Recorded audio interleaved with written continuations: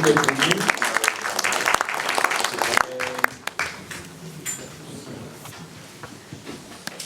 Alors, un mot sur cette tournée et surtout sur le livre qui est sorti il y a 2 mois.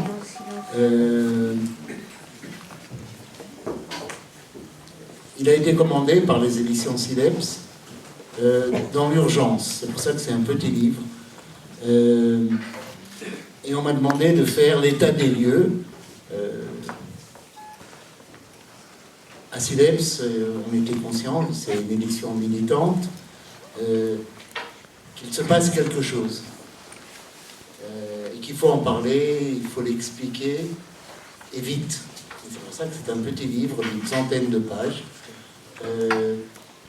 qui décrit ce que je pense être le passage d'un Israël à un autre.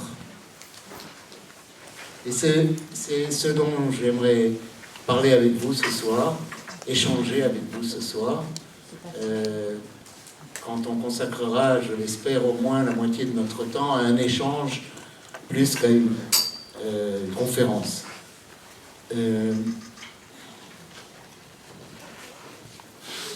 Je commencerai par une phrase du ministre actuel de l'Éducation nationale en Israël, Naftali Bennett, qui est d'un parti à l'extrême droite de l'extrême droite, dans le gouvernement d'extrême droite. Naftali Bennett, qui est l'homme fort du gouvernement et qui est tout sauf idiot. Tout le reste, oui, mais il n'est pas idiot. Naftali Bennett avait dit il y a 3 ou 4 ans, et il l'a répété à de nombreuses occasions, Israël se définit comme État juif et démocratique. Ce qui compte, c'est État juif, et ce qui est important, c'est de renforcer le caractère juif d'Israël. Alors j'imagine que pour pas mal d'entre vous, pour moi en tous les cas, État juif et démocratique est un oxymore, est une contradiction dans les termes. Un État démocratique, c'est l'État de tous ses citoyens. Il ne peut pas être l'État d'une communauté, serait-elle majoritaire. Et donc, État juif et démocratique est un mensonge.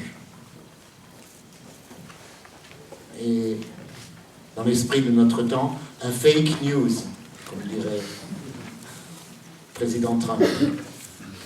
Mais ça, c'est un vrai fake news. Mais pour Israël, pour les fondateurs d'Israël, pour la classe politique israélienne pendant longtemps, pour le public israélien, le peuple israélien, le mot démocratique était important. C'était une façon de dire, dès les années 50, dès le début d'Israël, nous ne sommes pas un État voyou, nous appartenons au monde civilisé. À l'époque, on disait le monde libre. On n'est pas des communistes, on n'est pas des sauvages non plus, c'est pas l'Afrique chez nous. On appartient au beau monde. Le beau monde étant le monde occidental, libéral, on ne disait pas encore néolibéral, libéral, capitaliste, mais aussi démocratique.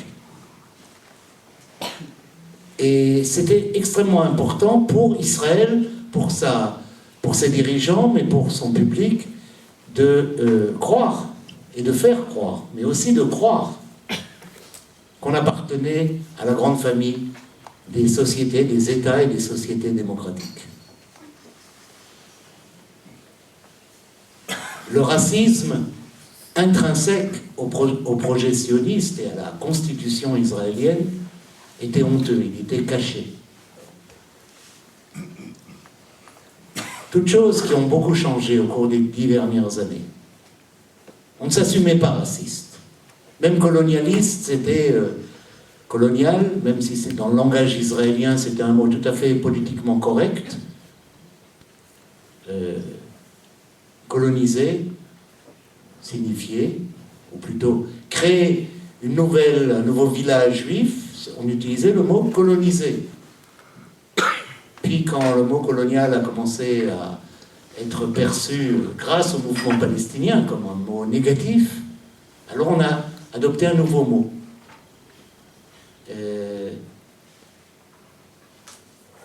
Qui était censé cacher la nature coloniale, non seulement de l'histoire d'Israël, mais de son présent, mais de son mode opératoire, de ses lois. Je reviendrai immédiatement là-dessus.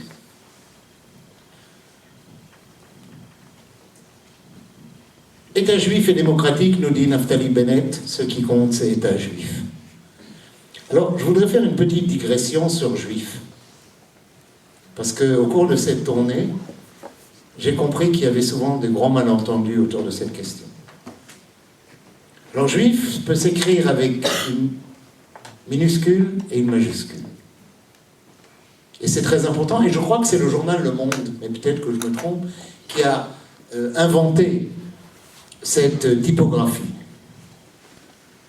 Du juif avec le petit J et du juif avec grand J. Juif avec petit J, c'est une religion. Comme catholique, bouddhiste, protestant. Comme agnostique ou athée, je ne suis pas juif pour un sou. Je l'ai été dans mon enfance, dans mon adolescence. Je ne suis pas juif dans le sens, je ne pratique pas, je n'ai pas la foi, je n'appartiens pas à la religion juive. Juif avec un grand J, pardon. Israël n'est pas un État juif avec un petit J. Certes, la religion, les partis religieux, le clergé juif en Israël ont beaucoup de pouvoir, mais Israël n'est pas une théocratie, n'est pas un État religieux.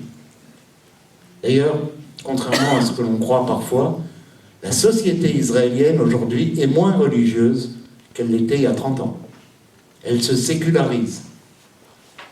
En particulier grâce à l'immigration en masse de l'ex-Union soviétique, qui ont ramené beaucoup de mangeurs de porc, et de personnes qui n'ont jamais eu ni de culture ni d'identité juive, quelle qu'elle soit. Mais aussi dans un processus de modernisation et de sécularisation d'une société comme beaucoup de sociétés occidentales à travers le monde. Israël n'est pas une théocratie, elle n'est donc pas un État juif avec un petit J, parce que ce ne sont pas les rabbins qui sont le souverain, comme dans un État religieux, où ce sont les prêtres, les imams, les prêtres, qui disent le droit et disent la loi. En Israël, en ce sens-là, oui, c'est un État démocratique, mais avec beaucoup de guillemets. Le peuple élit un parlement librement, avec une grande pluralité de partis, qui élit un gouvernement. Et comme dit, la religion, à travers les partis religieux, est un groupe de pression, mais n'est pas le pouvoir. Un groupe de pression avec beaucoup d'influence. Israël est un État juif avec un grand J.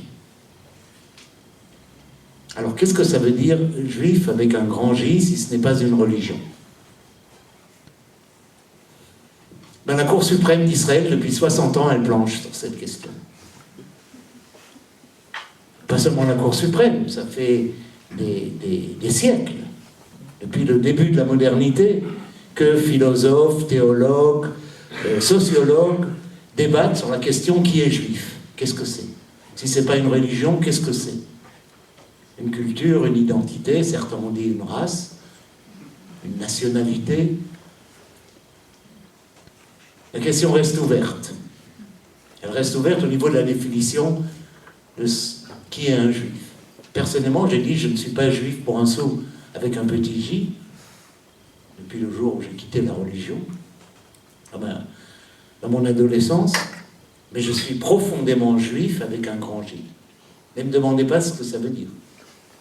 Je me sens appartenir à une histoire, à une culture, des racines, mais qui sont les miennes, et qui sont différentes de celles de mon voisin de rue. qui lui aussi se sent profondément juif, pour d'autres raisons. Je me sens attaché, par exemple, profondément à l'histoire du Bund, du mouvement ouvrier du Parti socialiste juif, qui organisait des millions, des centaines de milliers de travailleurs en Pologne et en Lituanie. Ce sont mes racines. Non pas mes racines familiales, parce que mon grand-père n'était pas un militant du Bund, loin de là, il était ultra-orthodoxe. Mais c'est les racines que je me donne. Je me sens appartenir à cette histoire. À l'histoire du Yiddishland et des révolutionnaires que le Yiddishland a enfanté tout au long du XXe siècle.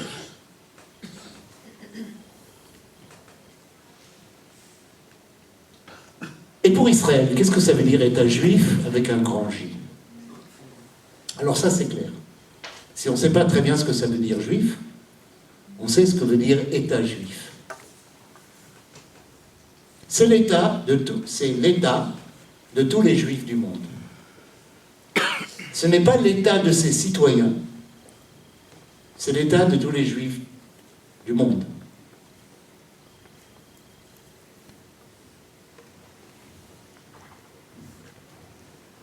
Un juif de Lyon, de Grenoble, de Cincinnati, est co-citoyen d'Israël, qu'il le veuille ou non. S'il y a ce qu'on dit aujourd'hui, c'est difficile à définir, comme dit, 13 ou 14 millions de juifs à travers le monde, c'est le chiffre qu'on a l'habitude de donner.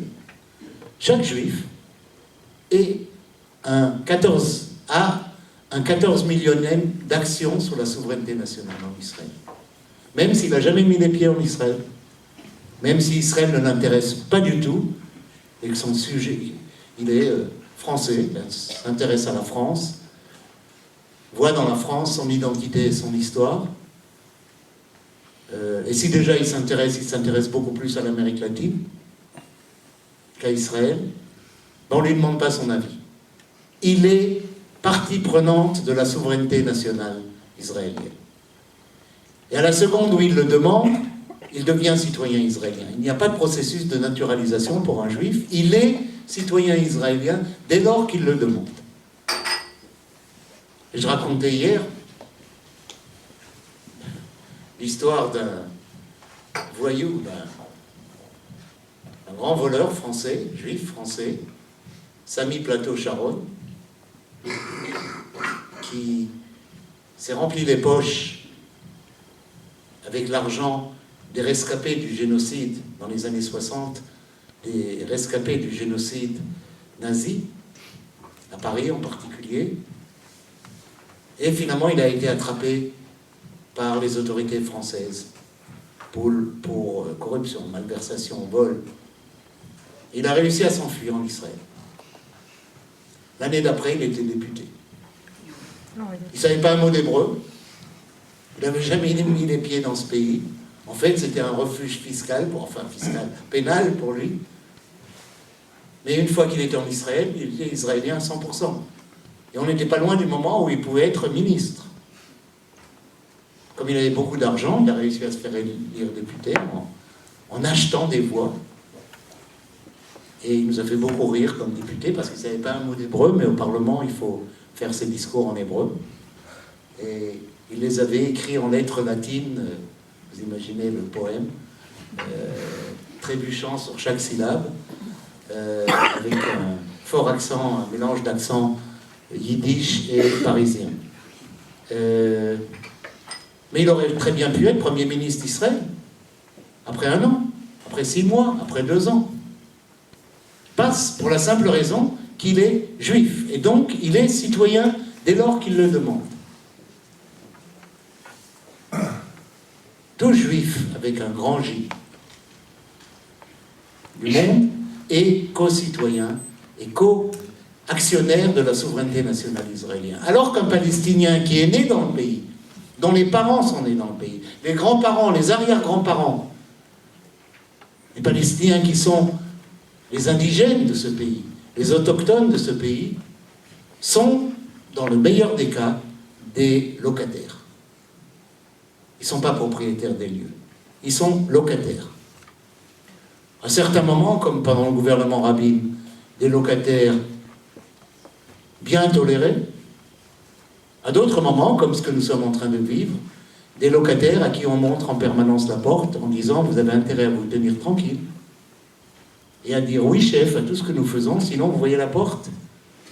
Vous n'avez pas oublié l'exode, l'expulsion de 47-49, où la majorité des indigènes se sont retrouvés à la porte et réfugiés. Alors, tenez-vous tranquille. Vous avez le droit de vote. Hier ou avant-hier, on m'a interpellé en disant « oui, mais ils peuvent voter. » Oui, ils peuvent voter, mais c'est tout leur droit. C'est de pouvoir voter. Ils n'ont pas les droits fondamentaux. Ils ne sont pas considérés comme copropriétaires, alors qu'ils devraient être les premiers propriétaires, puisqu'ils sont les premiers sur cette terre et dans ce pays. La loi sur la nation, la loi sur Israël comme État-nation du peuple juif, qui est le cœur de tout ce que j'ai commencé et je vais continuer à vous dire,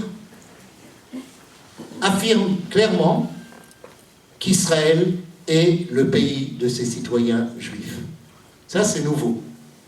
Israël a toujours été le pays de ses citoyens juifs, mais on ne le disait pas. On ne le disait pas ouvertement.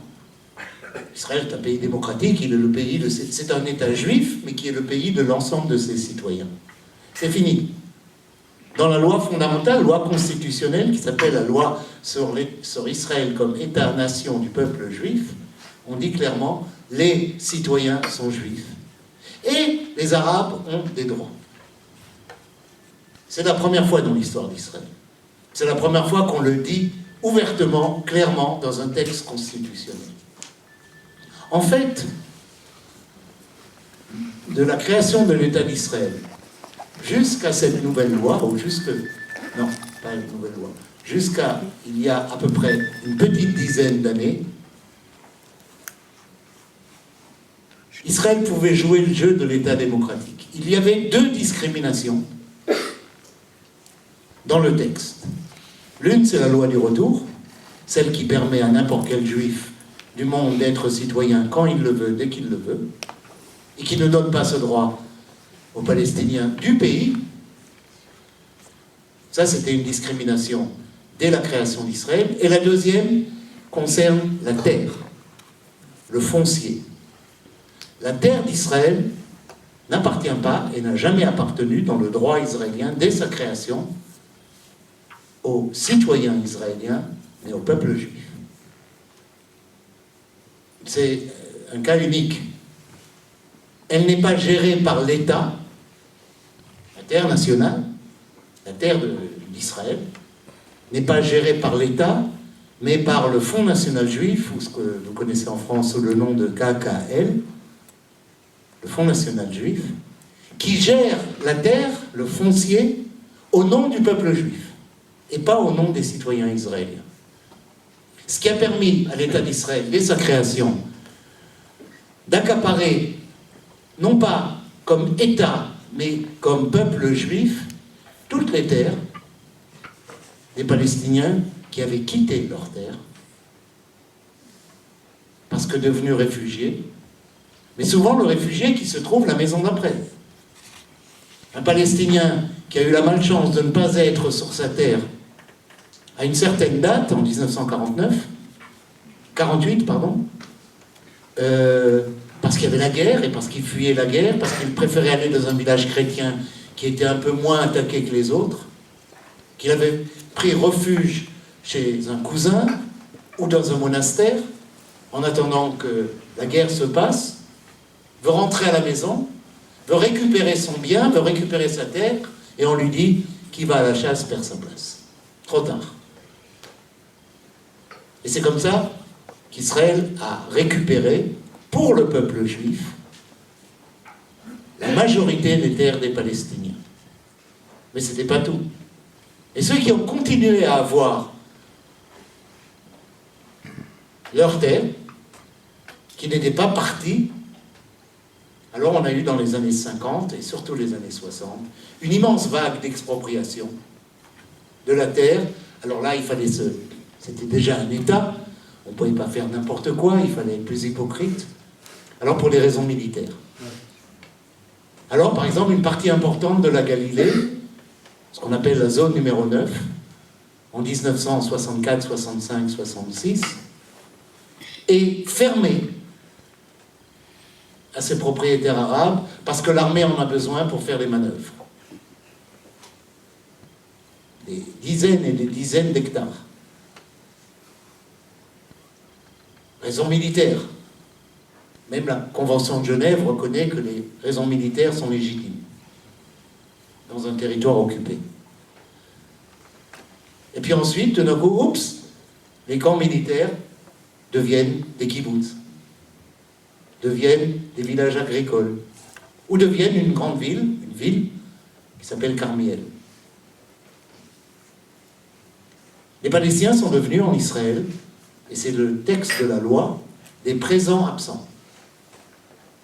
Dans la novlangue israélienne des années 50, des présents absents. Certes, ils sont présents, ils sont là, en chair et en os.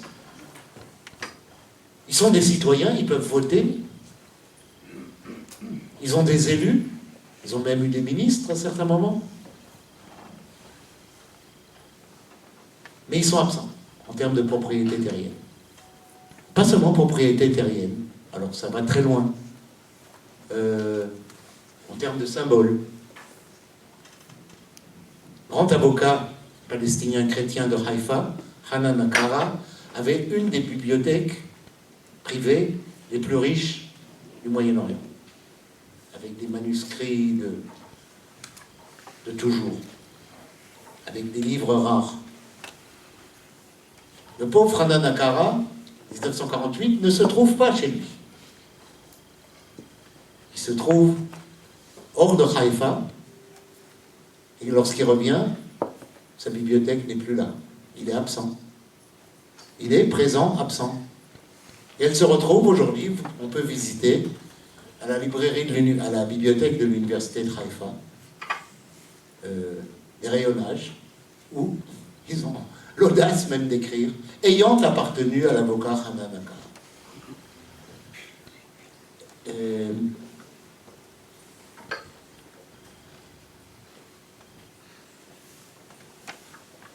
Tout ça, c'est pas nouveau.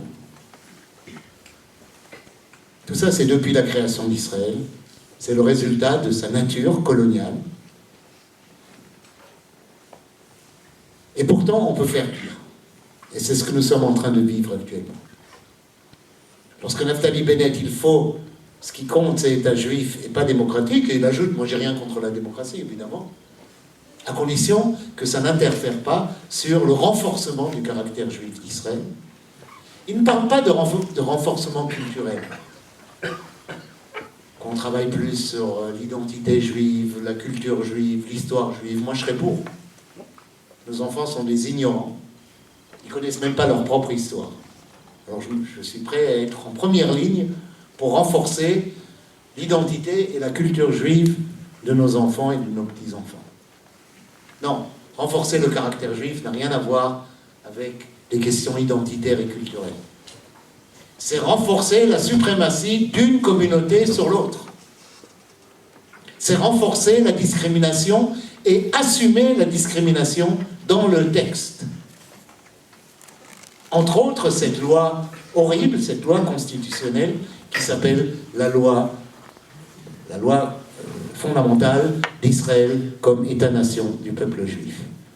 Pour la première fois, hors de la question du droit au retour, nous avons un texte constitutionnel qui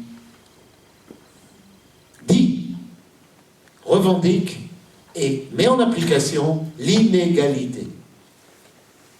Alors vous direz au porte-parole d'Israël que vous rencontrerez parfois dans des émissions de télévision ou dans des meetings politiques, vous ne pouvez plus vous cacher derrière le concept de démocratie. C'est fini. Vous n'avez jamais été démocratique, mais vous pouviez faire semblant. Vous ne pouvez pas avoir cette loi et toute une série de lois qui ont été votées dans les 10 dernières années, qui vont tous dans le même sens, et encore se revendiquer de la démocratie. Alors, je dirais une chose, c'est peut-être la seule chose positive que je dirais sur Netanyahou et sur son gouvernement, c'est qu'ils assument. Ils ne veulent plus être démocratiques. Ils ne veulent plus jouer aux démocratiques. Ils ne veulent plus avoir la sympathie, par exemple, de la vieille Europe, qu'ils considèrent, alors, vous me pardonnerez l'expression très vulgaire, comme des couilles molles, comme des mous. La vieille Europe, c'est plus nos amis. De toute façon, c'est une puissance en déclin. On n'essaye plus de leur plaire.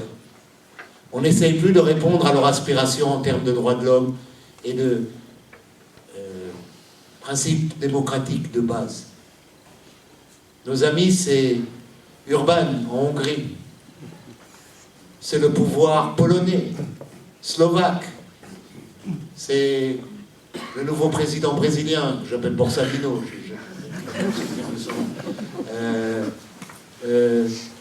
Des crapules fascistes, racistes, homophobes souvent, et pour la plupart, en plus, antisémites. Clairement antisémites. Ça, c'est nos nouveaux amis. C'est avec eux qu'on est dans le copinage. C'est eux qui se rencontrent cette semaine ou la semaine dernière à Tel Aviv pour faire l'état des lieux. L'état des lieux d'un nouveau regroupement politique fait d'États, de chefs d'État totalitaires, élus démocratiquement pour la plupart, comme Netanyahou, mais c'est là que s'arrête la démocratie. Et qui prêchent la xénophobie, le racisme, et je dirais comme dénominateur commun, la haine de l'islam. Alors ils disent l'Iran, mais c'est pas que l'Iran. C'est la haine de l'islam perçue comme une menace existentielle pour la civilisation qui, elle, est définie comme judéo-chrétienne. Le monde civilisé serait judéo-chrétien, ce qui est un des mots, des concepts qui me rend fou. Judéo-chrétien, mais qu'est-ce que c'est que ce trait d'union? 1000 ans de pogrom. Les Juifs dans le monde chrétien ont subi 1000 ans d'oppression, plus de 1000 ans d'oppression, de croisades, de pogroms. Et pas dans la vieille histoire. Hitler, ça fait pas si longtemps que ça. C'est pas dans le monde musulman, contrairement à ce qu'a dit Benjamin Netanyahou, que ça s'est passé. Vous connaissez cette histoire de Netanyahou qui a eu l'audace, vraiment, il n'y a plus de limite, de dire que le génocide des Juifs d'Europe, c'était le Moufti de Jérusalem. C'est lui qui avait glissé ça à Hitler. Hitler ne l'avait pas compris. Et heureusement qu'est arrivé le Moufti de Jérusalem pour lui dire, tu sais, les Juifs, il faut les massacrer. Quelle horreur! Quelle horreur, tout ça pour dédouaner l'Occident judéo-chrétien et mettre sur le dos du monde musulman 1000 ans de massacre. Alors, on ne va pas rêver. Dans les pays musulmans, c'était pas l'égalité, mais c'était l'égalité pour personne. C'était des pays pré-modernes. Mais les Juifs, non, ont été des résidents protégés toute leur existence dans le monde musulman. Les pogroms sont rares dans l'histoire du monde musulman, incomparablement moins significatifs, et je dirais même exceptionnels, dans l'histoire de la coexistence judéo-musulmane. Alors qu'on ne vienne pas nous rabâcher les oreilles, je m'excuse de cette parenthèse, mais elle est pour moi extrêmement importante, nous rabâcher les oreilles sur une pseudo-civilisation judéo-chrétienne face à un monde musulman qui a, quoi, massacré ses juifs? Non! Faux, mensonge. Et Netanyahou et son père, en tous les cas, et lui aussi, connaît suffisamment l'histoire pour savoir que c'est un mensonge. Mais un mensonge nécessaire pour développer sa conception du monde, fait de civilisé et de sauvage, Comme l'avait dit une ministre, Tzipi Livni, qui était ministre des Affaires étrangères du gouvernement israélien, l'avait dit il y a quelques années, ça va bientôt faire 10 ans, à Paris, en disant, nous sommes, vous la France et nous Israël, dans des situations similaires. Nous avons la menace des Arabes et vous avez vos banlieues. Ça, c'était banco, c'était clair. On a les civilisés, on est les civilisés, et tous ces basanés, que ce soit nos Palestiniens ou vos banlieues, ce sont des menaces. Ce sont ceux qui remettent en question cette civilisation qu'on a appelée occidentale, qu'on a appelée monde libre, ou qu'on appelle de nouveau aujourd'hui judéo-chrétienne. Alors, le changement de nature d'Israël, d'un État colonial à un État fasciste, et je reviendrai tout de suite sur cette définition, est à la fois constitutionnel, législatif et d'ordre moral.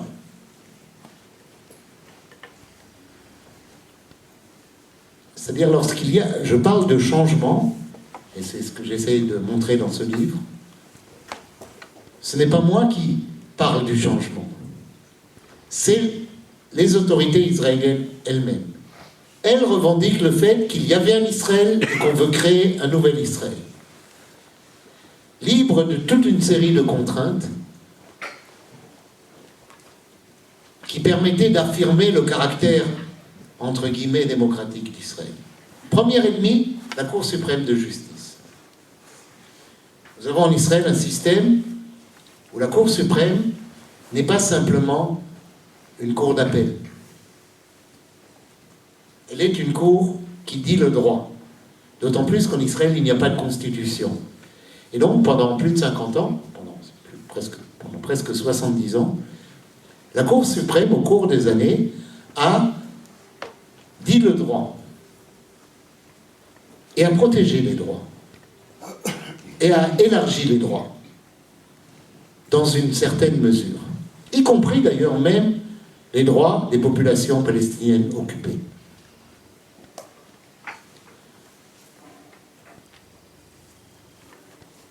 Elle a été un garde-fou contre l'arbitraire du pouvoir exécutif.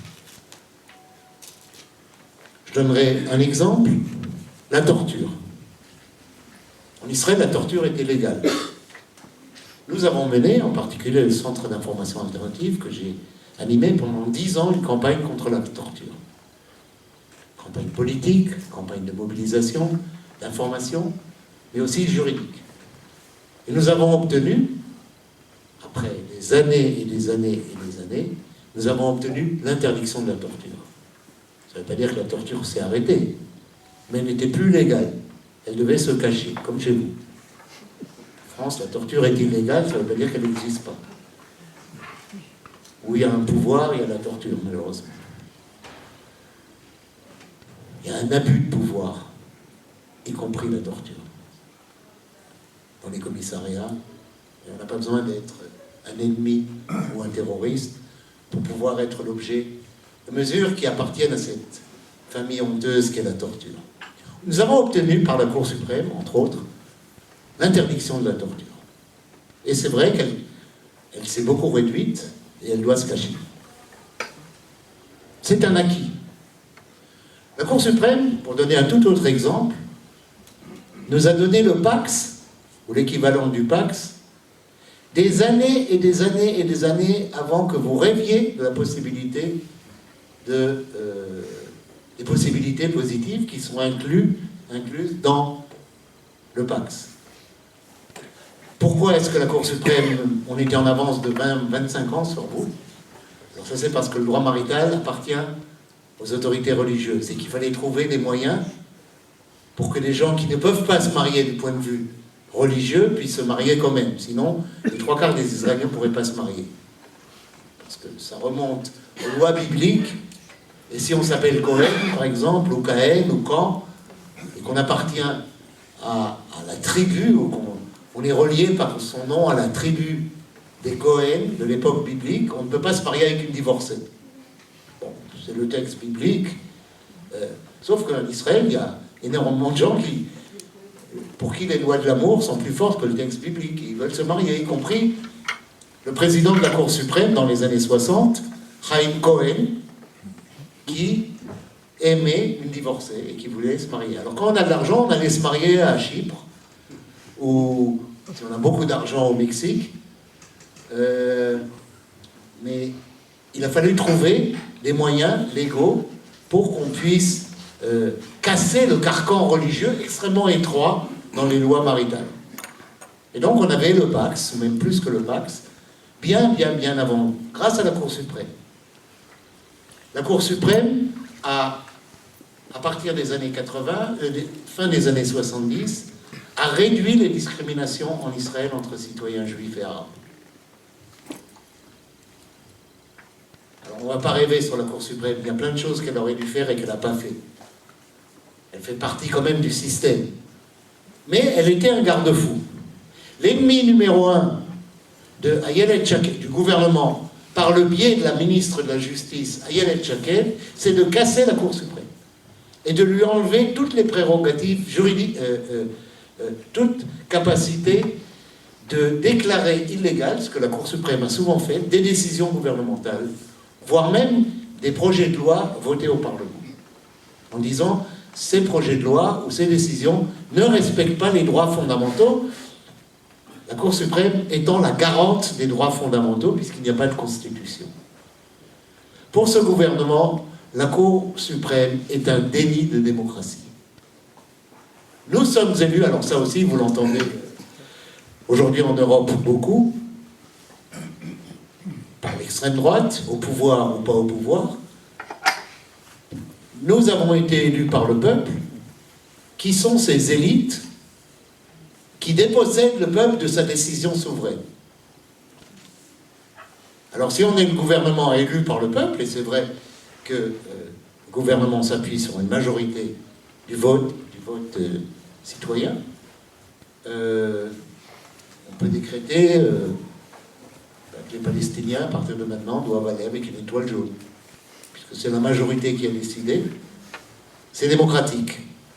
Et la Cour suprême, pourquoi elle n'aurait pas le droit d'interférer et de dire non, ça, même la majorité ne peut pas décider,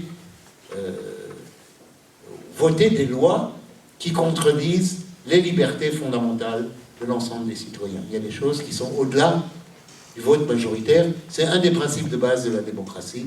La démocratie n'est pas que la volonté majoritaire, loin de là. C'est la reconnaissance de droits fondamentaux et la protection de droits fondamentaux. Alors pour le gouvernement et pour la ministre de la Justice, la Cour suprême est un ennemi de la démocratie, puisqu'elle limite les décisions du pouvoir exécutif et du pouvoir législatif. Et donc il faut casser la Cour suprême. Et il y a toute une série de nouvelles propositions de loi, elles ne sont pas encore en œuvre, qui veulent transformer la Cour suprême en cour d'appel normale, comme vos cours d'appel, et pas comme la Cour suprême américaine dont s'inspire le principe de la Cour suprême israélienne, c'est-à-dire qui peut déclarer illégales des décisions du Parlement ou du gouvernement. Ça, c'est un des garde-fous que ce gouvernement veut casser. Deuxième garde-fou que ce gouvernement veut casser, c'est les médias. Netanyahou est un homme de communication brillant, brillantissime. C'est un mauvais stratège sur plein d'aspects, mais c'est un des plus grands hommes de communication, à mon avis, de la politique actuelle à travers le monde. Et il sait l'importance de la communication. En fait, il fait surtout de la communication. Et il a fixé comme deuxième objectif de casser les médias israéliens qui ne sont pas aux ordres.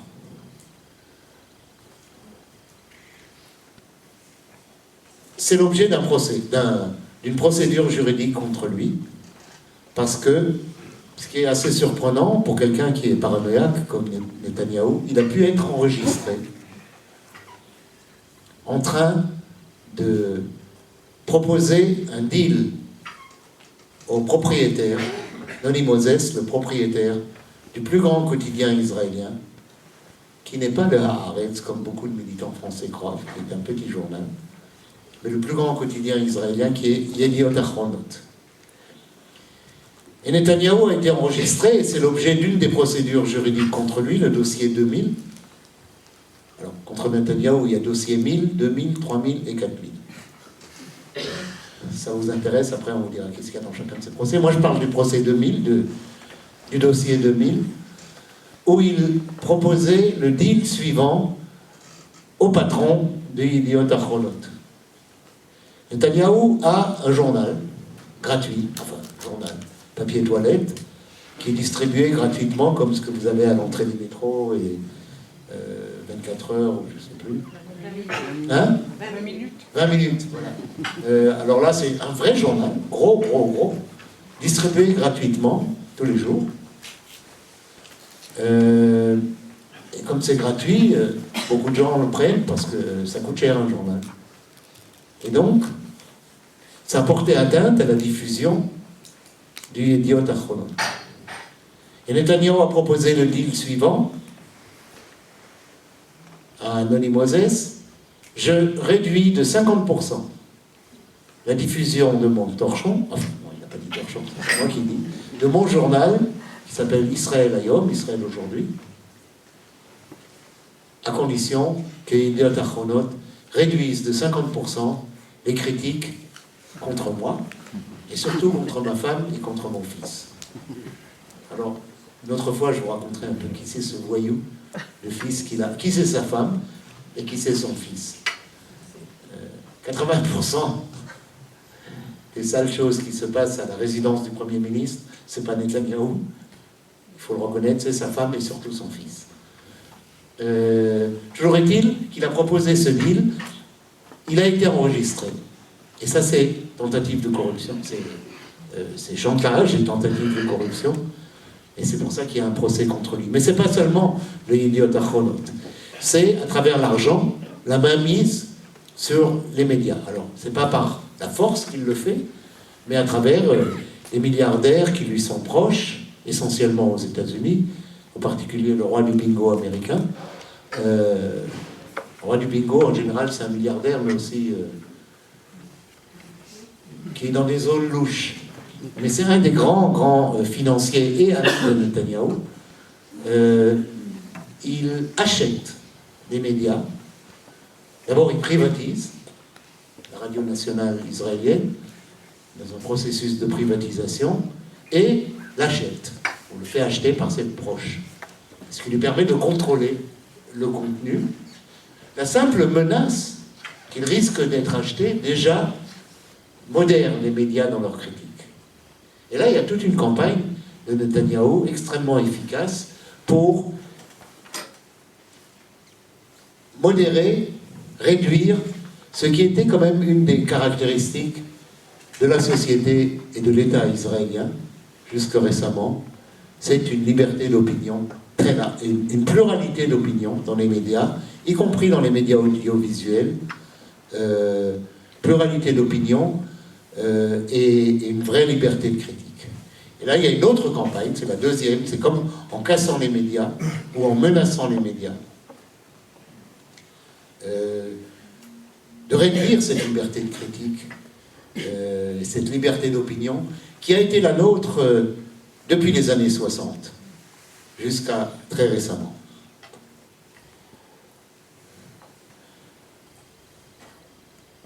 Ce n'est pas seulement un changement constitutionnel, ce n'est pas simplement une volonté de mise au pas des voix dissidentes, on en est qu'au début. C'est aussi une longue série de lois, de nouvelles lois, qui affirment pour la première fois, et certainement pour la première fois depuis les années 70, la discrimination entre citoyens juifs et arabes dans la loi. Dans la pratique, elle a toujours eu lieu. Mais dans la loi. Je donnerai deux exemples, il y en a beaucoup d'autres. L'un du domaine du symbolique à nouveau, et l'autre du domaine concret.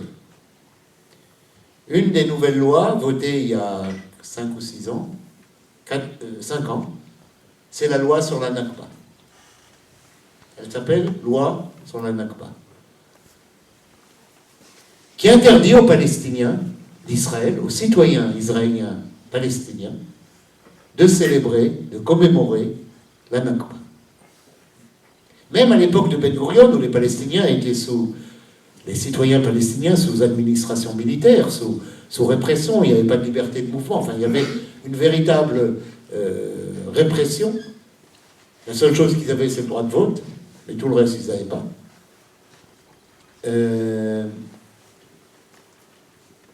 Mais même dans les périodes les plus sombres des relations face à la minorité palestinienne d'Israël, on n'a jamais empêché, on n'a jamais pensé empêcher les Palestiniens de commémorer, de pleurer leur Nakba, de pleurer leur dépossession et l'expulsion de la majorité d'entre eux hors des frontières d'Israël, ceux qui sont aujourd'hui les réfugiés. Même dans les années 50, dans les villages arabes, plus tard les villes arabes, ont célébré, ont commémoré la Nakba, et les autorités israéliennes n'empêchaient pas ça.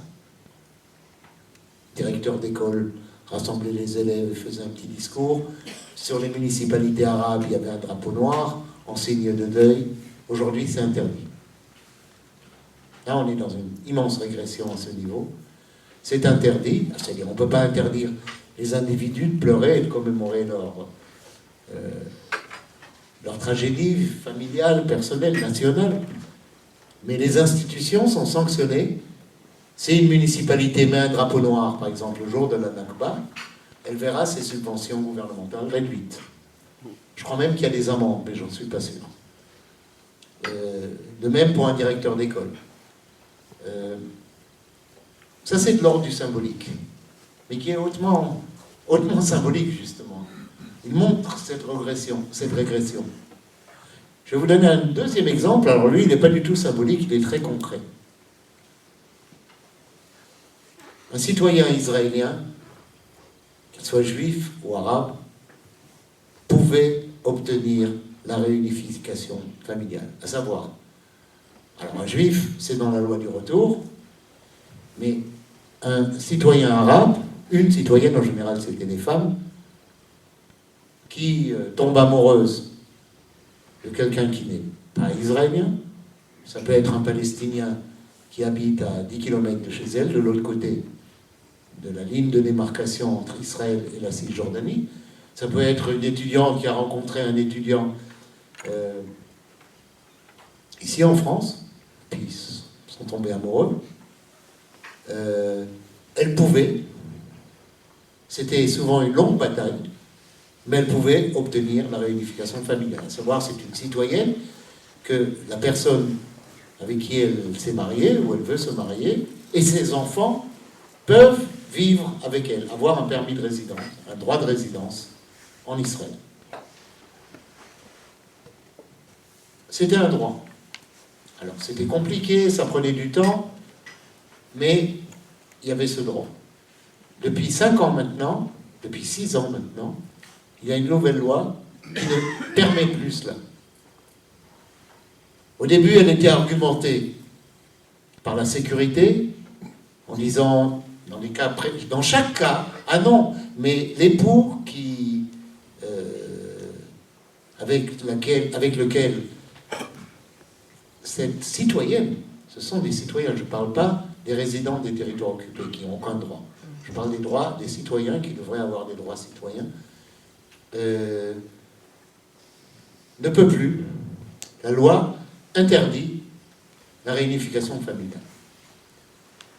Ce qui fait, et ça c'est des cas que je connais, où le mari, la femme, parce qu'en général c'est des femmes israéliennes, la femme, d'une part, et le mari et les enfants ne peuvent pas vivre ensemble. À moins que la femme décide de partir. Alors ils peuvent vivre ensemble. Et c'est pas nouveau, mais dans le passé, alors le passé, je vous donnerai un exemple. Dans le passé, c'était une grosse bataille, mais à la fin, on l'a gagné. On faisait traîner les choses, il y avait des permis provisoires, il fallait d'abord enquêter si c'était pas un terroriste, ou si dans sa famille il n'y avait pas de terroriste, etc.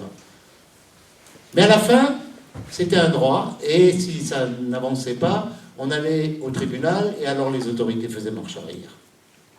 Nous avions, au Centre d'information alternative, dans les années 80, un département spécial, y compris d'aide juridique. On avait fait beaucoup de travail de sensibilisation et d'information, mais aussi d'aide juridique. J'ai même une lettre que je conserve précieusement de celui qui était à l'époque directeur général du ministère de l'Intérieur et responsable donc de des questions de résidence. Son nom était Aryeh Deri, qui est devenu plus tard ministre de l'Intérieur, qui a fait de la prison pour corruption, comme la plupart, comme beaucoup de politiques israéliens. C'est un autre problème, la corruption comme phénomène endémique en Israël, qui est sorti de prison, qui est redevenu ministre de l'Intérieur maintenant, et qui est en procédure juridique pour une affaire de corruption encore plus grande. Alors qui va prendre son temps, mais qui se terminera, je pense, de nouveau en prison. Alors Aryeh Deri, à l'époque, brillant, jeune étoile montante de la politique israélienne, à l'époque il était haut fonctionnaire, je négociais avec lui des problèmes de réunification familiale. Et puis je terminais ma lettre à l'époque, on pouvait encore sourire sur cette question, parce que j'ai l'habitude de terminer une chute un peu comique, un peu marrante, un peu légère. Et après avoir posé les cas et expliqué que c'était contradictoire avec toute une série de conventions internationales et du droit israélien, et puis je terminais post-scriptum, et que pense le ministère de l'Intérieur du droit à l'amour? Comme ça, un petit sourire à la fin. Et il me répond très sérieusement, personne n'est plus favorable à l'amour que moi-même, moi, Aryeh Deri, mais pourquoi s'aimer dans le pays, on peut s'aimer dehors? Donc il indiquait la direction claire. On peut tout autant s'aimer dehors. Aujourd'hui, c'est la loi. C'est plus des pratiques bureaucratiques. C'est la loi. Une Palestinienne qui épouse une citoyenne israélienne, palestinienne, qui épouse un non-israélien, doit partir. À moins qu'elle veuille vivre loin de ses enfants et de son mari. Et vice-versa, mais c'est comme dit, c'est surtout le cas de femmes israéliennes. Cette discrimination est donc très concrète et elle est nouvelle. Elle est nouvelle dans le texte de la loi. Alors j'ai donné un exemple au niveau du symbolique, la loi sur la Nakba, la loi sur la réunification familiale. Il y a l'association arabe d'Israël pour les droits de l'homme, Adala, a identifié 80 lois ou décrets discriminatoires qui ont été votés les 10 dernières années et qui font partie de ce changement structurel, je dirais, de la citoyenneté, renforcée par cette nouvelle loi constitutionnelle qui s'appelle la loi de l'État d'Israël comme État-nation des peuples juifs. À ce propos, juste encore au niveau du symbolique et du pratique, je dirais c'est entre les deux, Israël avait reconnu, en 1949, c'était une des préconditions de l'ONU pour être accepté comme État membre de l'ONU, avait reconnu qu'il y avait en Israël 2 langues nationales, l'hébreu et l'arabe. La nouvelle loi abolit le statut, il y a une langue nationale qui est l'hébreu.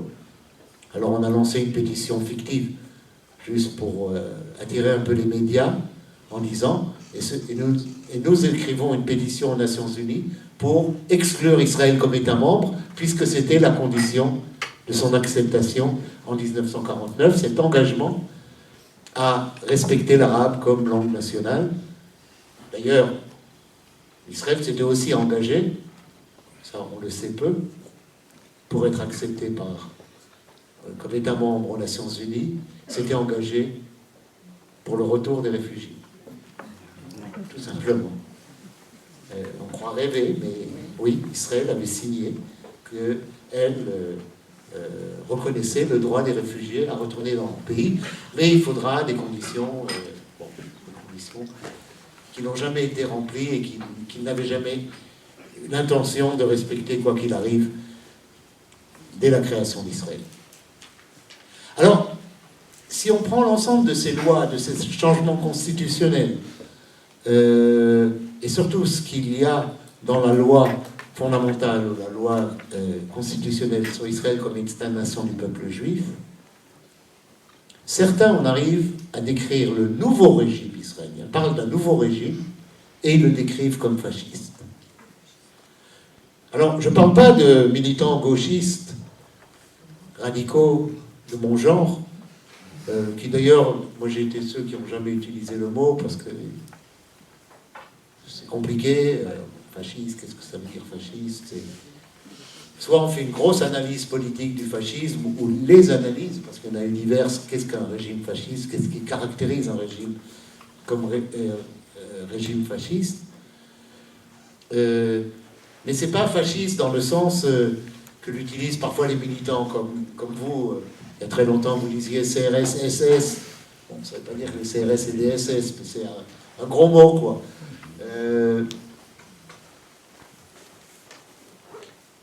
Alors on a utilisé, je dis beaucoup ont utilisé souvent l'expression, mais un peu à la légère.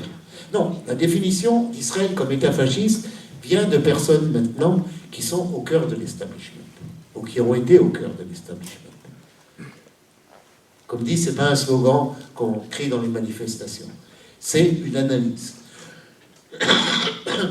Et je donnerai l'exemple de deux de ces personnalités. L'une, c'est Avraham Burg, l'ancien président du Parlement, donc pas un marginal, président du Parlement, l'ancien président du Congrès sioniste mondial, l'ancien président du Congrès juif mondial, donc une personnalité de premier plan. Avraham Burg, maintenant, depuis plusieurs années, parle du régime israélien comme un régime fasciste. L'autre personnalité, c'est Zeev Sternel, un des grands intellectuels israéliens, et par ailleurs, lauréat du prix d'Israël, qui est la grande consécration pour un artiste ou un intellectuel, mais surtout, le grand spécialiste israélien du fascisme. Pas du fascisme nazi, du fascisme pré-génocidaire. Il a fait son doctorat, je sais parce que j'étais son assistant, et je l'ai aidé là-dessus, son doctorat sur le fascisme en France dans les années 30. Donc, pas Hitler, le fascisme comme mouvement politique, comme mouvement idéologique des années 30. Et lui, d'une façon récurrente, écrit et des analyses scientifiques, mais aussi des articles dans la grande presse, où il dit « Nous sommes dans un régime qui est similaire au régime fasciste européen des années 30 ».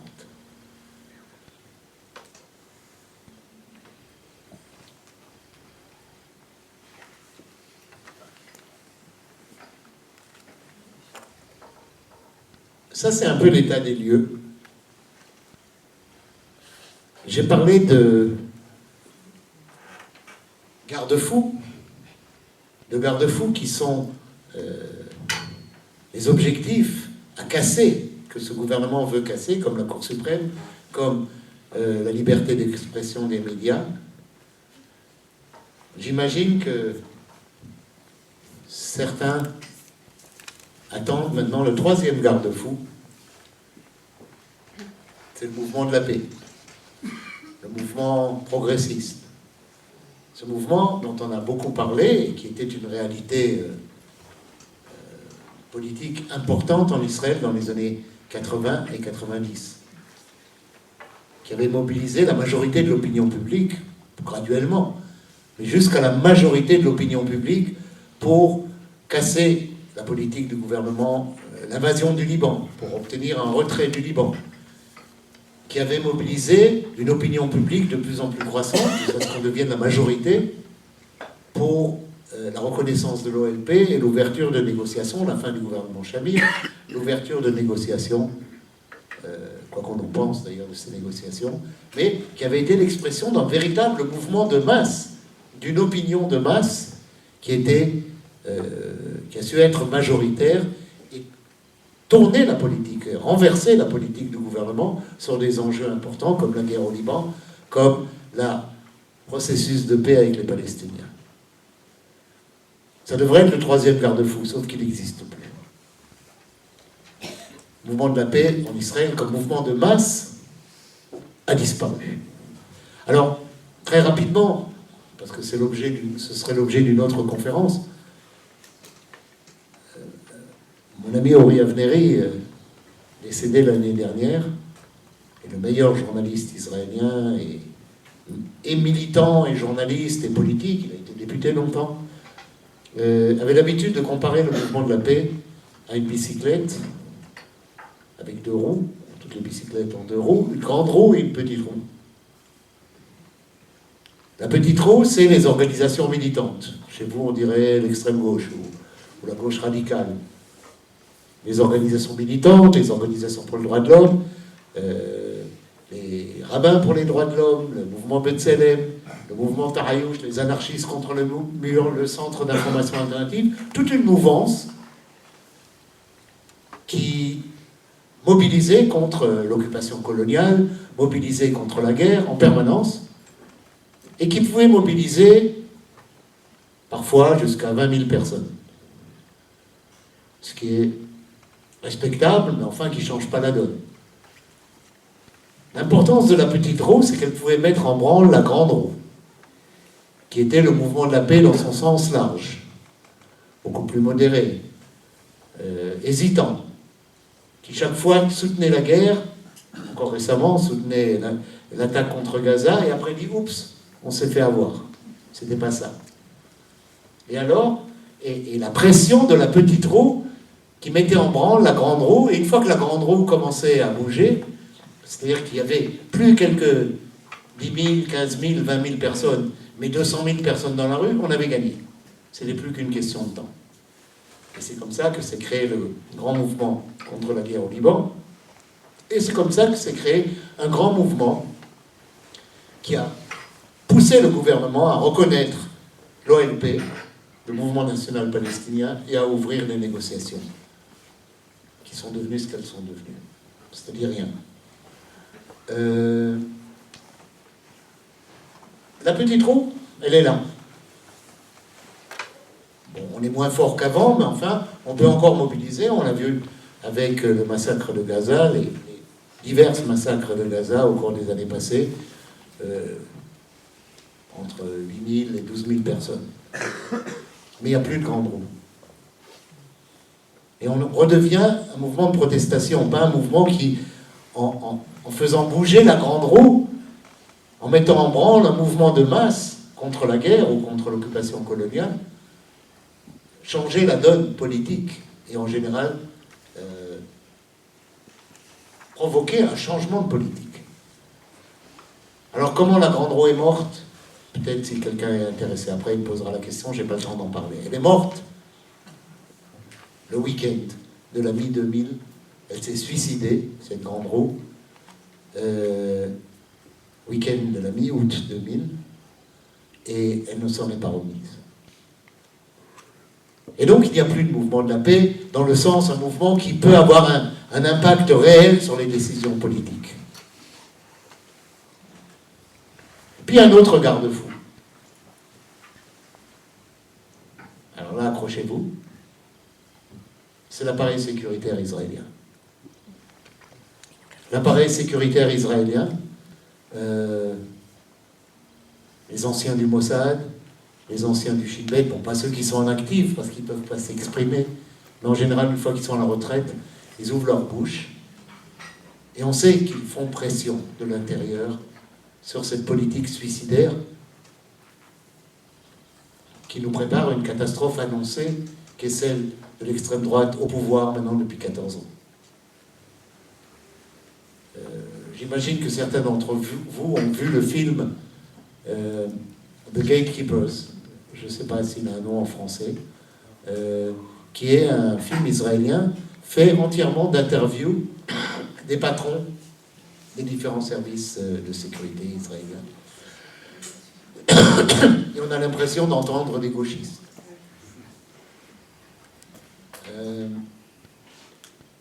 C'est quelque part un garde-fou, c'est-à-dire c'est, contrairement au populisme ultranationaliste de Netanyahou, c'est des pros. C'est des gens qui lisent la carte internationale, régionale, qui sont payés pour faire des évaluations à moyen terme et à long terme, qui ne regardent pas les sondages, mais regardent la réalité politique et sociale régionale, qui sont extrêmement préoccupés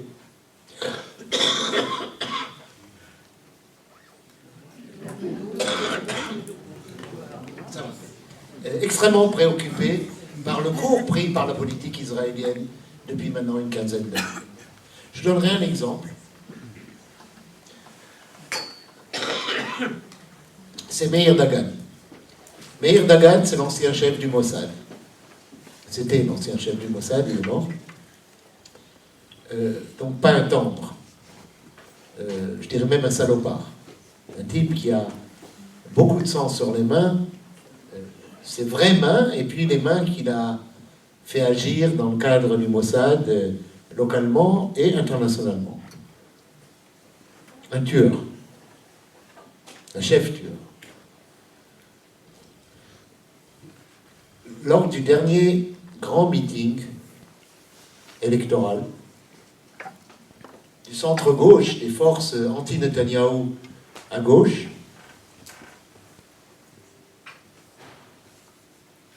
Meir Dagan a voulu parler. Il était moribond.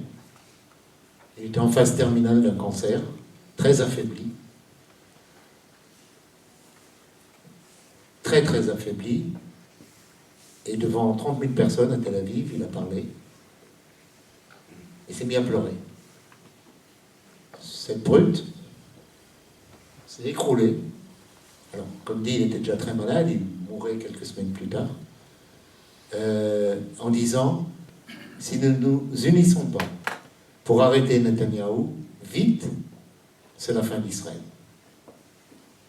Et là, il s'est effondré. C'est pas simplement Meir Dagan. C'est une partie importante de l'establishment sécuritaire qui est effrayé. Merci.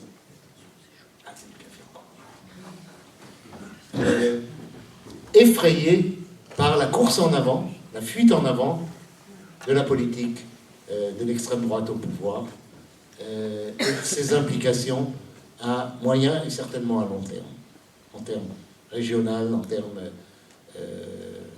géopolitiques de la région et du monde. D'ailleurs, après la mort de Meir Dagan, en 2013, je crois, évidemment, il y a eu toute une série d'articles sur Meir Dagan, sur son histoire. Et une des choses qu'on a appris, que, alors qu'il était encore chef du Mossad, un jour, il a fait un aller-retour, Tel Aviv, Washington, Tel Aviv, pour rencontrer le chef de la CIA, en disant, Netanyahou, c'est un fou. Il va bombarder Téhéran. Et bombarder Téhéran, c'est l'apocalypse. Dieu sait ce qui peut en sortir. Et il faut coûte que coûte l'arrêter. Nous, on n'arrive pas à l'arrêter. Mais vous, peut-être. Et effectivement, Netanyahou n'a pas bombardé. Heureusement. Il n'y a pas eu de guerre contre l'Iran. On n'en était pas loin. Mais il a fallu une trahison du chef du Mossad, parce que ça, c'est de la trahison. Il est allé dans un autre pays, certes un pays très amical, rencontrer le patron de la CIA, certainement un ami d'Israël, mais pour faire arrêter, pour stopper la politique du gouvernement en place, il nous a peut-être sauvés. C'est peut-être la seule bonne action que fait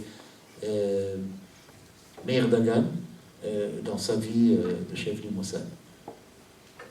Mais j'amène l'exemple de Meir Dagan comme exemple de l'appareil sécuritaire en Israël. c'est dans sa majorité. C'est un élément qui essaye d'être modérateur par rapport à une politique extrêmement dangereuse menée par le pouvoir politique en place. Alors un pouvoir politique, je termine là-dessus, un pouvoir politique qui est là pour rester. La droite est en place. Ah, j'ai vu. La droite est en place pour rester parce qu'il n'y a pas d'opposition. Le Parti travailliste, qui a été hégémonique pendant des dizaines d'années, les journaux rigolent parce qu'on va bientôt avoir des élections. Ils se demandent, enfin, de façon un peu humoristique, s'ils auront le minimum pour avoir des élus. Il y a une époque où il y avait 40% des parlementaires étaient travaillistes. Le pouvoir de la droite est là pour rester. Pour longtemps encore. Et là, depuis longtemps, j'ai dit 14 ans. C'est pas une parenthèse, comme parfois je l'ai entendu cette fois-ci. Ah oui, mais Netanyahou, c'est plus une parenthèse. 14 ans, c'est déjà un chapitre, un gros chapitre de l'histoire contemporaine. Et si Netanyahou ira en prison, nous l'espérons tous, et c'est vraisemblable, parce qu'il peut échapper au dossier 1000, mais il n'échappera pas aux 2000, il peut échapper à 1000 et à 2000, mais il reste encore 3000 et 4000. Il y a trop de procédures contre lui, et la corruption est trop évidente, et son impact est là aussi. Les gens responsables, même à droite, les vieux du Likoud, mais qui sont un peu sur la touche, de la génération de Begin ou de son fils, sont effarés par la corruption et la pourriture du pouvoir en place. Mais la droite est là pour rester. Elle est là, il n'y a absolument aucune alternative politique qui se dessine. Alors, on verra. Une nouvelle liste s'est constituée ce mois-ci, faite que de généraux en chef. L'ancien généraux en chef de l'armée israélienne, une liste électorale en kaki, mais dont on ne sait pas leur programme. La seule chose qu'on sait, et là ils expriment à nouveau ce que ressentent les appareils sécuritaires, Netanyahou est une catastrophe. Et ça, il faut l'empêcher coûte que coûte. Qu'est-ce qu'ils vont faire? On ne sait pas. Quel va être leur résultat électoral? On ne sait pas. Bon, ça a été un bug médiatique, mais ça va retomber avant les élections.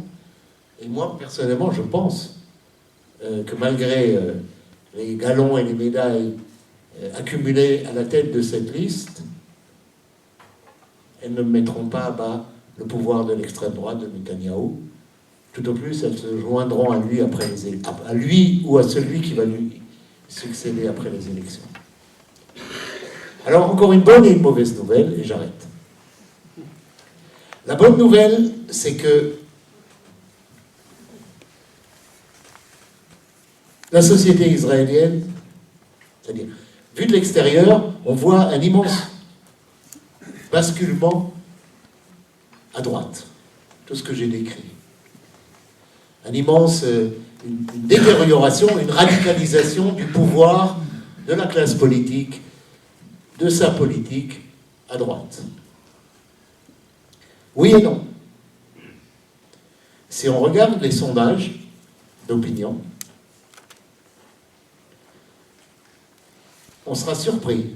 Et pour ça, j'ai Dominique Vidal, mon ami Dominique Vidal, ex du monde diplomatique, qui est un fanatique des sondages, de tous les sondages du monde. C'est un truc qui l'intéresse. Et lui, il me met à jour sur les sondages d'opinion en Israël. Tout le temps. Et c'est vrai que si on regarde les sondages, depuis la guerre du Liban, depuis 82, donc ça fait pas mal de temps, on verra une grande stabilité dans l'opinion publique israélienne. On verra une société, depuis 82, divisée en deux moitiés. En deux moitiés, de 82 à 2000, la grande moitié était modérée, la petite moitié était de droite. À partir de 2000, la grande moitié est de droite,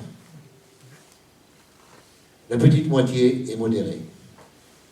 Donc, Mais il reste une petite moitié de l'opinion publique israélienne, du public israélien, qui ne sont pas Netanyahou. Loin de là.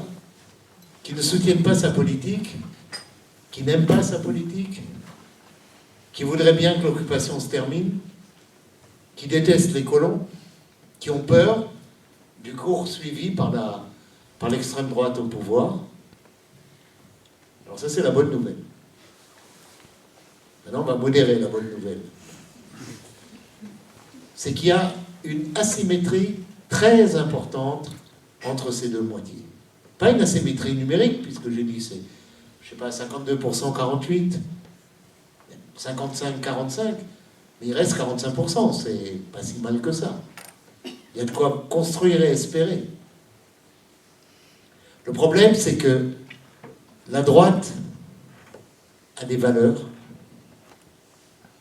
la droite a des objectifs stratégiques à long terme, à moyen terme, elle a une stratégie, et elle a le pouvoir pour le mettre en œuvre depuis 14 ans maintenant.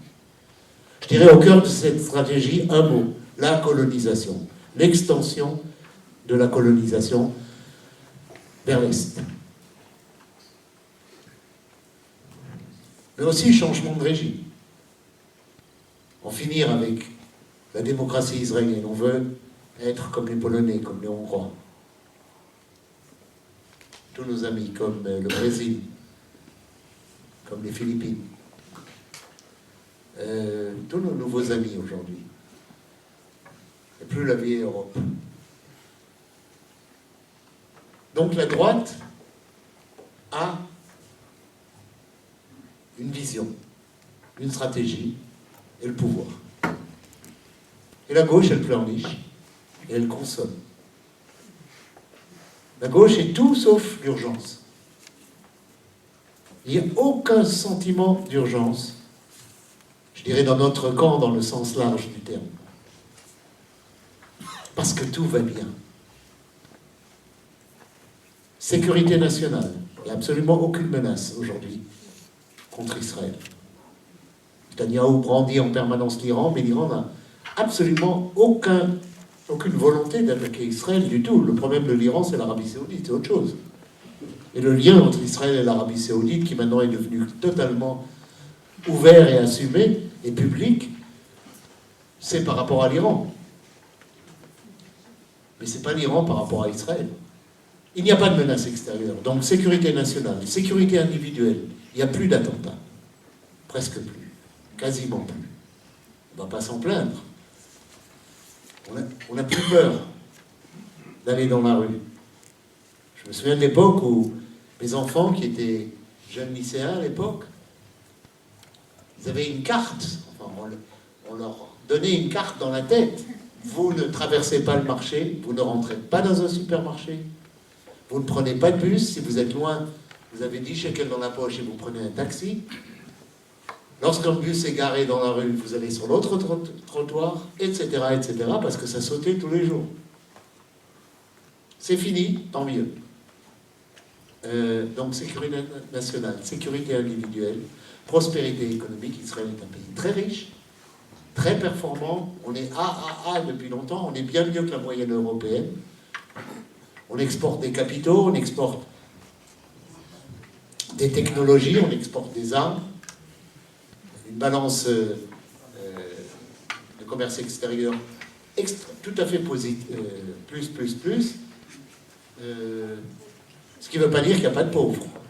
C'est pas à vous que j'ai besoin de le dire. Pour qu'il y ait des riches, il faut qu'il y ait des pauvres.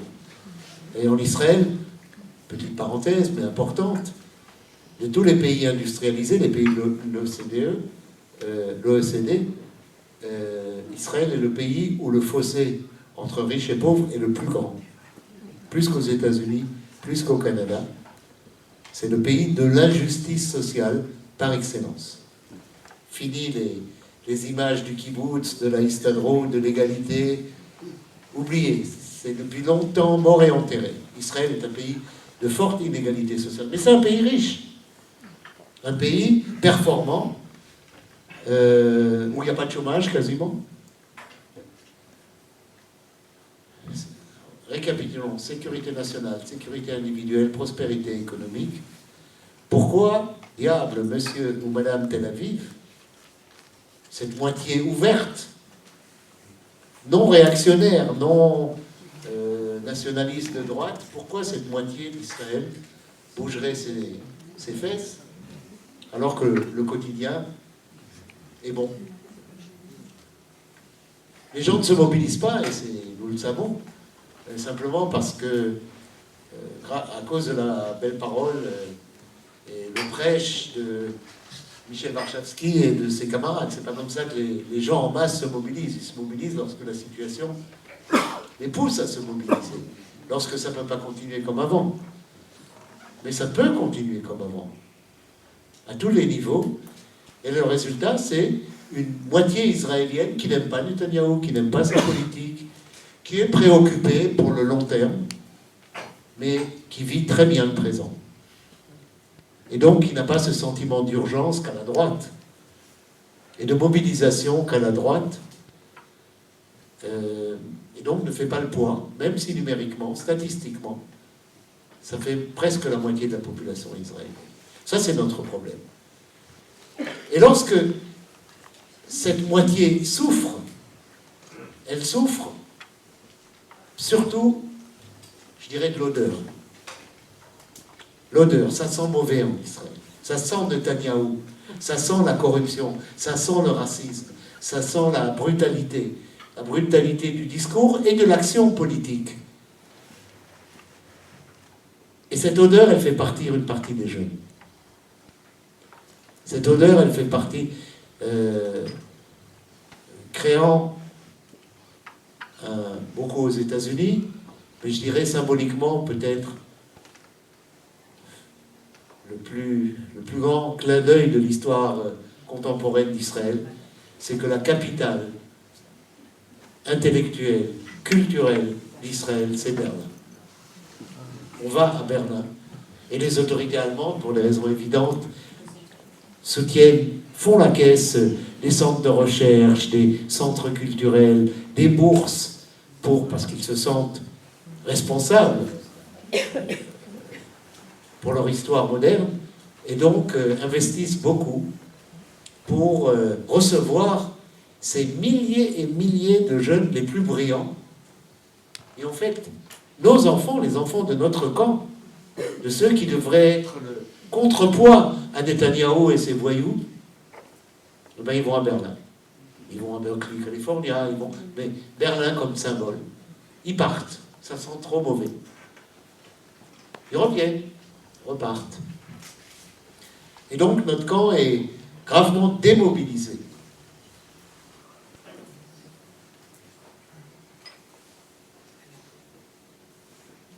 Dernier point, il vous concerne vous.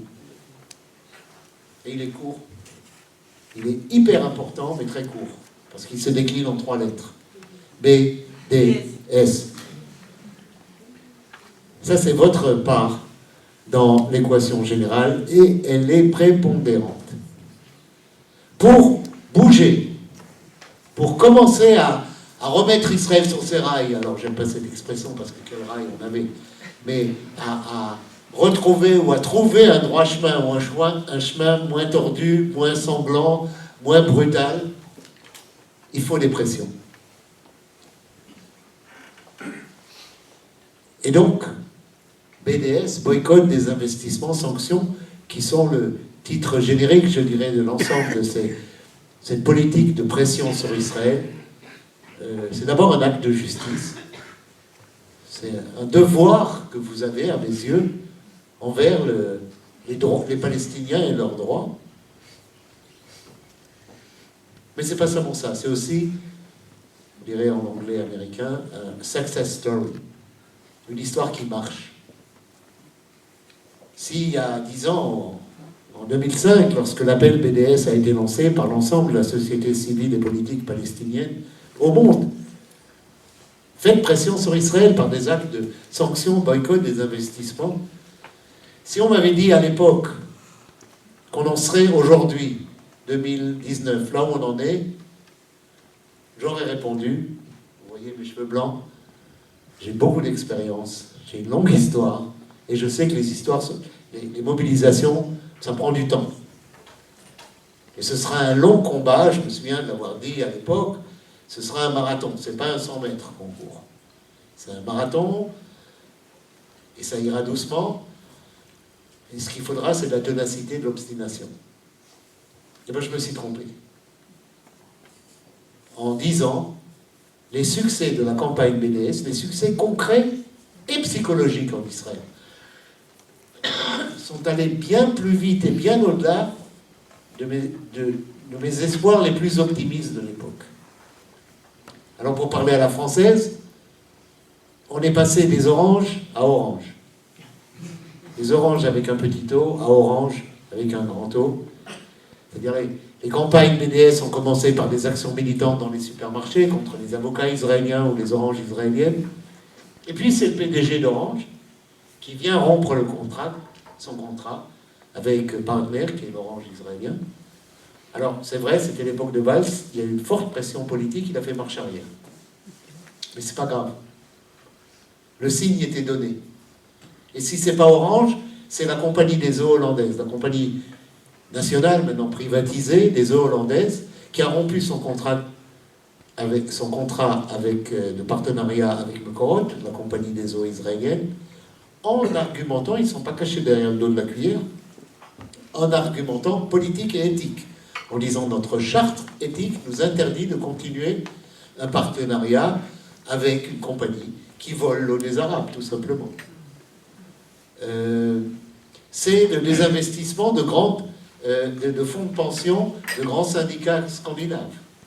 C'est des investissements d'églises protestantes, alors pas les évangélistes évidemment qui sont plus Netanyahou que Netanyahou, mais d'autres églises protestantes nord-américaines qui ont désinvesti. Et c'est toute une série d'initiatives du domaine culturel, du domaine universitaire. Alors, je vous donne mon point de vue sur le boycott culturel, parce qu'on me le demande tout le temps. Je ne pense pas que la culture est un no man's land, l'espèce de zone neutre, une Suisse, où on ne fait pas de politique. Ça n'existe pas, ça c'est du pipeau. Si quelqu'un... la force de BDS aussi, c'est chacun fait ce qu'il veut. Et je suis de ceux qui s'opposent à fixer des critères BDS. Qu'est-ce que c'est que le BDS cachère et le BDS pas suffisamment cachère? Non. Chacun... c'est clair que des groupes militants peuvent faire des choses plus radicales et plus vite qu'une confédération syndicale comme la CGT. Ça prend plus de temps, c'est plus lent. Faut débattre, il faut trouver des consensus. Et moi, je suis pour que chacun aille à son rythme. Et s'il y en a qui veulent ne boycotter que les produits des colonies, j'ai l'habitude de dire, vas-y mon gars, fais ton boycott comme tu l'entends. Moi, personnellement, je pense qu'il faut boycotter au-delà. Et j'essaye d'expliquer. Mais tout ce que tu feras sera bien. Et la même chose du culturel. Ceux qui pensent que la culture est un terrain neutre, ok, alors faites autre chose. Moi, je pense que la culture et le monde universitaire sont les maillons faibles d'Israël. C'est là qu'il faut précisément presser, qui sont plus sensibles. Malheureusement, on a peu d'impact sur les marchands d'armes. Et c'est pas eux qui vont pleurer parce qu'on va dire, mais regardez les Palestiniens de Gaza.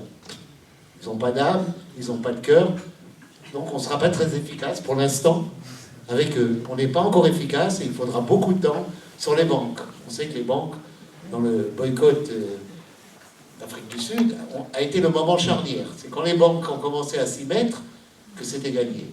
Dans le sport, on peut avancer un peu, plus vite.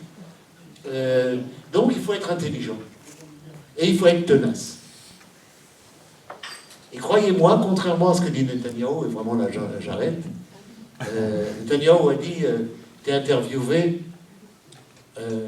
quelques minutes avant, une heure avant son intervention à l'Assemblée Générale des Nations Unies, et un journaliste américain lui a demandé qu'est-ce qu'il pensait du BDS.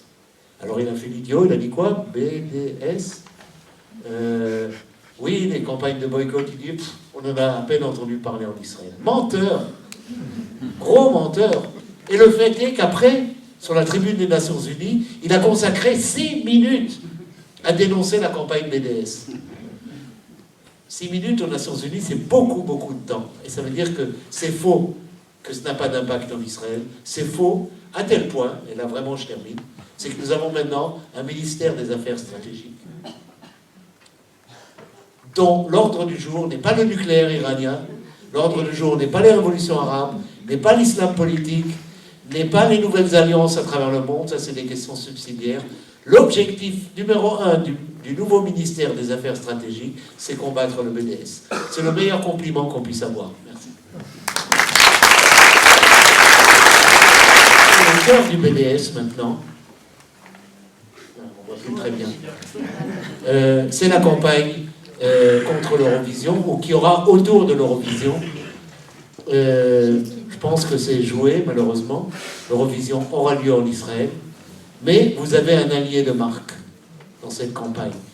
Et comptez sur lui, ou plutôt sur elle. C'est la ministre israélienne de la Culture, une ancienne générale, l'ancienne censeur en chef de l'armée israélienne, c'était son boulot, et sans doute la femme la plus stupide qu'on a jamais... La femme et l'homme la plus stupide qu'on a jamais eue dans la politique israélienne, mais stupide et agressive, et qui calcule personne. Et vous allez voir que ça va être notre meilleur allié. Elle va en faire trop, et encore trop, et encore trop, et elle va provoquer des chanteurs qui ne viendront pas, ou des prises de position du monde culturel européen, et surtout, elle va énerver les médias. Donc on aura encore une campagne, même lorsque l'Eurovision sera apparemment quand même en Israël. Par exemple, c'est elle qui insiste encore aujourd'hui que ce soit à Jérusalem. Or, si c'est à Jérusalem, ça n'aura pas lieu, c'est clair. Là, il y a un consensus européen, ça ne sera pas à Jérusalem. Mais elle continue à se battre. Alors, soutenons pour un an encore Miri Regev, la ministre de la Culture. Enfin, moi, je suis pour qu'elle reste au pouvoir pour l'éternité, parce que chaque fois qu'elle ouvre la bouche, c'est des points gagnés.